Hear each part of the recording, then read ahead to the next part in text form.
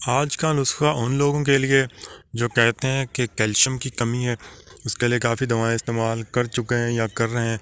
वो ये नुस्खा भी इस्तेमाल करके देखें, इंशाल्लाह बहुत ज़बरदस्त फ़ायदा मिलेगा। दूसरे किसी नुस्खे की ज़रूरत नहीं पड़ेगी।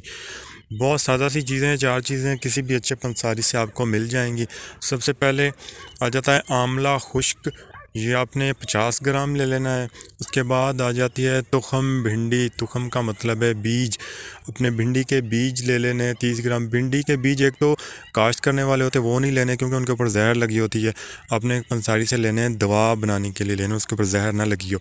वो 30 ग्राम ले लेने हैं। उसके बाद पोस्त तुरंज 20 ग्राम लेना है। पोस्त का मतलब होता है छिलका, तो अभी पोस्त तुरंज मतलब के तुरंज का छिलका, ये 20 ग्राम ले लेना है। इसके बाद आपने हर्बल शाद 15 ग्राम ले लेना है। ये सारी चीज़ें आपने किसी ये चट्टू वगैरह में पीस लेनी है, आपने ग्राइंडर में नहीं पीसनी, क्योंकि ग्राइंडर में चीज़ों जब बहुत स्पीड से उसका ब्लेड चलता है तो चीज़ें जल जाती हैं और उसमें अफादियत आधी से भी कम रह जाती है। आपने चट्टू में अच्छे तरीके से पीस कर जब वो पाउडर हो जाए तो संभाल के रख लेना है।